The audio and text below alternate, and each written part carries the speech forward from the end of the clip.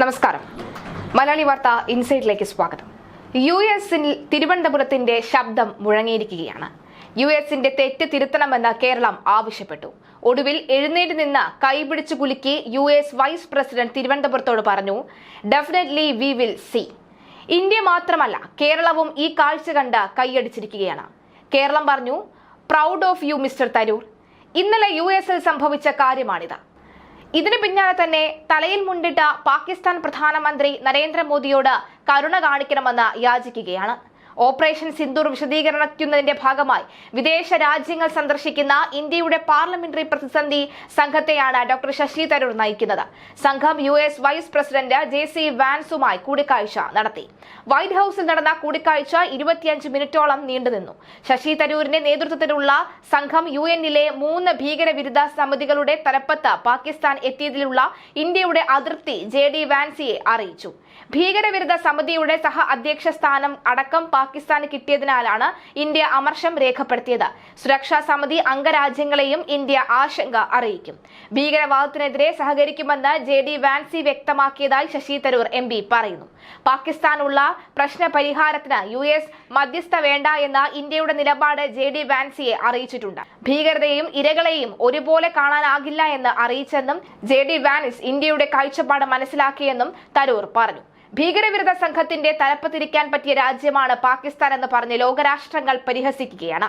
ഇതിൽ നിന്നും യുഎസിന്റെ ഇരട്ടത്താപ്പാണ് പുറത്തുവരുന്നത്. അതിനിടെ ഇന്ത്യയുമായുള്ള ഒരു കരാറും റദ്ദാക്കില്ല എന്ന് പാകിസ്ഥാൻ പരസ്യ പ്രസ്താവന നടത്തുകയും ചെയ്തു.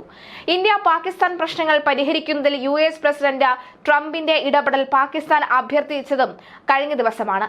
ഇന്ത്യയുമായുള്ള ചർച്ചകൾ സുഗമമാക്കാൻ ഇടപെടണമെന്ന് പാകിസ്ഥാൻ പ്രധാനമന്ത്രി ഷഹബാസ് ഷെരീഫ് US പ്രസിഡന്റിനോട് അഭ്യർത്ഥിച്ചിട്ടുണ്ട്. ഓപ്പറേഷൻ സിന്ദൂറിന് കാരണമായ അതിർത്തി കടന്നുള്ള ഭീകരവാദത്തിൽ ഇസ്ലാമാബാദിന്റെ പങ്ക് തുറന്നു കാട്ടാനുള്ള ഇന്ത്യയുടെ ശ്രമങ്ങൾ തുടർന്നതിനിടയിലാണ് ഈ നീക്കം. ഇസ്ലാമാബാദിലെ US എംബസിയിൽ നടന്ന ഒരു പരിപാടിയിൽ സംസാരിക്കവേ ഇന്ത്യയുമായുള്ള സാഹചര്യം ലഘൂകരിക്കുന്നതിൽ ട്രംപിന്റെ പങ്കിനെ ഷഹബാസ് ഷെരീഫ് പ്രശംസിച്ചു. എന്നാൽ ഈ അവകാശവാദം ഇന്ത്യ പരസ്യമായി നിഷേധിച്ചിട്ടുണ്ട്. മുൻ വിദേശകാര്യമന്ത്രി ബിലാവൽ ഭൂട്ടോ സർദാരി ഉന്നയിച്ച ആവശ്യം പാകിസ്ഥാൻ പ്രധാനമന്ത്രി ആവർത്തിക്കുകയായിരുന്നു. ഇന്ത്യയും പാകിസ്ഥാനും തമ്മിലുള്ള ശത്രുത അവസാനിപ്പിക്കാൻ സഹായിച്ചതിന് ട്രംപ് അഭിനന്ദനം അർഹിക്കുന്നു എന്ന് ബിലാവൽ ഭൂട്ടോ സർദാരി അവകാശപ്പെട്ടിരുന്നു. 10 വ്യത്യസ്ത സന്ദർഭങ്ങളിൽ ഇന്ത്യയും പാകിസ്ഥാനും തമ്മിലുള്ള വെടിനിർത്തൽ സുഗമമാക്കിയതിന് അദ്ദേഹം ക്രെഡിറ്റ് എടുത്തിട്ടുമുണ്ട്. അത് ശരിയുമാണ്. ആ ക്രെഡിറ്റ് അദ്ദേഹത്തിന് അർഹമാണ്. കാരണം അദ്ദേഹത്തിന്റെ ശ്രമങ്ങളാണ് വെടിനിർത്തൽ സാധ്യമാക്കിയത്. അതിനാൽ ഈ വെടിനിർത്തൽ നിലനിർത്താൻ പാകിസ്ഥാനെ സഹായിക്കാൻ US തയ്യാറാണെങ്കിൽ ഒരു സമഗ്രമായ ചർച്ച ഒരുക്കുന്നതിന് അമേരിക്കൻ പങ്ക് ഞങ്ങൾക്കും പ്രയോജനകരമാകുമെന്ന് പ്രതീക്ഷിക്കുന്നത് ന്യായമാണ്. ഇതാണ് ബിലാവൽ ഭൂട്ടോ സർദാരി പറഞ്ഞത്. പാകിസ്ഥാനുമായുള്ള ഉഭയകക്ഷി വിഷയങ്ങളിൽ കശ്മീർ പ്രശ്നം ഉൾപ്പെടെ മൂന്നാം കക്ഷിയുടെ മധ്യസ്ഥയെ ഇന്ത്യ തള്ളിയിട്ടുണ്ട്. 33 രാജ്യങ്ങളിൽ ഓപ്പറേഷൻ സിന്ദൂർ വിവരിക്കുന്നതിന്റെ ഭാഗമായി സന്ദർശനം നടത്തുന്ന പ്രതിനിധി സംഘത്തെ പ്രധാനമന്ത്രി നരേന്ദ്രമോദി നേരിട്ട് കാണും. അടുത്ത തിങ്കളാഴ്ചയോ ചൊവ്വാഴ്ചയോ കൂടിക്കാഴ്ച നടക്കുമെന്നാണ് റിപ്പോർട്ട്. വിദേശകാര്യമന്ത്രി S ജയശങ്കർ പ്രതിനിധി സംഘങ്ങളുമായി ചർച്ച നടത്തുകയും ചെയ്യും. പാകിസ്ഥാൻ തീവ്രവാദത്തെ പിന്തുണയ്ക്കുന്നത് തുടർന്ന് കാട്ടുക, പാകിസ്ഥാൻ ആസ്ഥാനമായുള്ള ഭീകര സംഘടനകൾ ലക്ഷ്യം വെച്ചുള്ള ഇന്ത്യയുടെ തന്ത്രപരമായ ഭീകരവിരുദ്ധ ഓപ്പറേഷൻ സിന്ദൂറിന് പിന്നിലെ യുക്തി വിശദീകരിക്കുക എന്നിവയായിരുന്നു 59 അംഗങ്ങൾ ഉൾപ്പെടുന്ന പ്രതിനിധി സംഘത്തിന്റെ ചുമതല. ജമ്മു കാശ്മീരിലെ പഹൽഗാമിൽ നടന്ന ഭീകരാക്രമണത്തിന് ശേഷം ഇന്ത്യയും പാകിസ്ഥാനും തമ്മിലുള്ള സംഘർഷം അതിന്റെ ഉച്ചസ്ഥായിയിൽ എത്തിയിരുന്നു. ഇന്ത്യ ഇതിനോടകം തന്നെ കർശന നടപടികൾ സ്വീകരിച്ചിട്ടുമുണ്ട്. അതേസമയം ഇന്ത്യയുമായുള്ള ഉഭയകക്ഷി കരാറുകൾ റദ്ദാക്കുന്നതിനെ കുറിച്ച് ഇതുവരെ തീരുമാനമെടുത്തിട്ടില്ല എന്ന് പാകിസ്ഥാൻ വിദേശകാര്യ മന്ത്രാലയം അറിയിച്ചു. ഇന്ത്യയുടെ കടുത്ത നിലപാടിന് ശേഷം ഷിംല കരാർ അവസാനിപ്പിക്കുമെന്ന് പാകിസ്ഥാൻ ഭീഷണിപ്പെടുത്തിയിരുന്നു. എന്നാൽ ഇതുവരെ അത് റദ്ദാക്കാൻ ഒരു നടപടിയും സ്വീകരിച്ചിട്ടില്ല.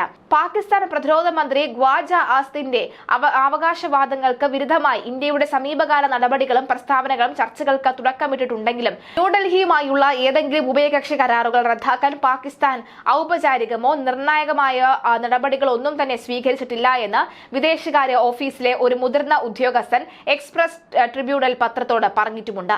നിലവിൽ ഏതെങ്കിലും ഉഭയകക്ഷി കരാർ അവസാനിപ്പിക്കാൻ ഒരു ഔപചാരിക തീരുമാനവും എടുത്തിട്ടില്ല. ഷിംല കരാർ ഉൾപ്പെടെയുള്ള നിലവിലുള്ള ഉഭയകക്ഷി കരാറുകൾ പ്രാബല്യത്തിൽ തുടരുമെന്ന് സൂചിപ്പിക്കുന്നതായി വിദേശ വിദേശകാര്യ ഓഫീസ് ഉദ്യോഗസ്ഥൻ പറഞ്ഞു.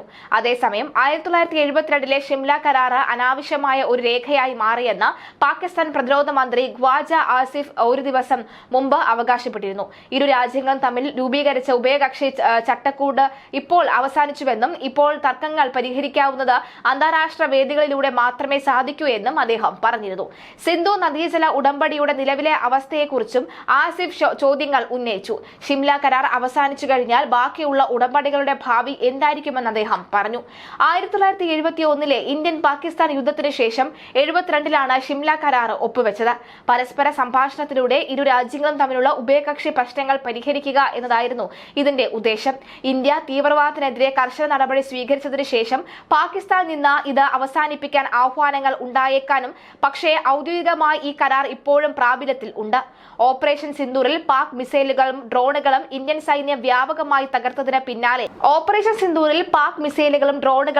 സൈന്യം വ്യാപകമായി തകർത്തതിന് പിന്നാലെ പ്രതിരോധ രംഗത്ത് കൂടുതൽ കരുത്താർജിക്കാൻ പാകിസ്ഥാൻ നീക്കം തുടങ്ങി.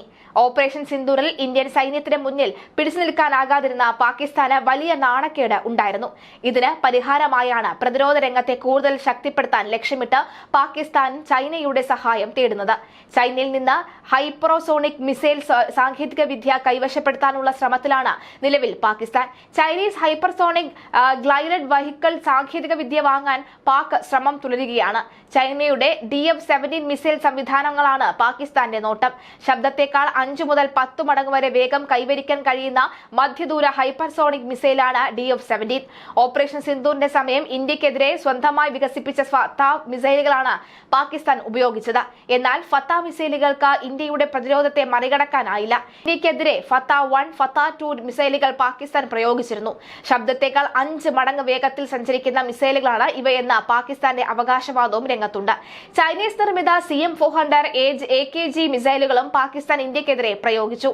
JF-17 യുദ്ധവിമാനത്തിൽ നിന്നാണ് ഈ മിസൈൽ പാകിസ്ഥാൻ പ്രയോഗിച്ചത് എന്നതാണ് ഏറ്റവും വ്യക്തമാകുന്ന കാര്യം. എന്തായാലും ഇതിനു പുറമെ സിന്ധു നദിയിലെ വെള്ളത്തിനുമേൽ പാകിസ്ഥാൻ അവകാശമുണ്ട് എന്ന് ഷെരീഫ് പറഞ്ഞിട്ടുണ്ട്. 1960 ഈ സിന്ധു ജല കരാറിൽ ഒപ്പുവെച്ചു. ഇപ്പോൾ വെള്ളത്തിന്റെ പേര് പറഞ്ഞ് ഇന്ത്യ രാവും പകലും നമ്മെ ഭീഷണിപ്പെടുത്തുന്നുവെന്നും ഷഹബാസ് വിലപിക്കുകയും ചെയ്തിട്ടുണ്ട്. അതേസമയം റൊട്ടി കഴിക്കൂ അല്ലെങ്കിൽ വെടിയുണ്ട് എന്ന പാകിസ്ഥാനെ കുറിച്ചുള്ള പ്രധാനമന്ത്രി മോദിയുടെ പ്രസ്താവനയുടെ ഭയം പാകിസ്ഥാൻ നേതാക്കളിൽ നിഴലിക്കുന്നുമുണ്ട്. ഷഹബാസ് ഷെരീഫ് മുതൽ ബിലാവൽ ഭൂട്ടോ വരെയുള്ള എല്ലാവരും മോദിയുടെ ഈ പ്രസ്താവനയിൽ കരുതിയിരിക്കുന്നവരാണെന്ന കാര്യത്തിൽ ആർക്കും യാതൊരുവിധ സംശയവും കാണില്ല. എന്തായാലും രാജ്യങ്ങളുടെ സഹകരണമാണ് പാകിസ്ഥാനെ വഷളാക്കുന്നത്. ഇതിനെതിരെയാണ് ശശി തരൂർ ആഞ്ഞടിച്ചത്. നരേന്ദ്രമോദി ശശി തരൂരിനെ കുറിച്ച് ഓർത്ത് അഭിമാനം കൊള്ളുകയാണ്. അതുവഴി തിരുവനന്തപുരവും. തരൂർ മടങ്ങിയെത്തുമ്പോൾ മോദി തരൂരിനെ നേരിട്ട് അഭിനന്ദിക്കുമെന്നാണ് ലഭിക്കുന്ന സൂചനകൾ. മാനസികമായി മോദിയുമായി അടുത്തുകൊണ്ടിരിക്കുകയാണ് തരൂർ ഇപ്പോൾ.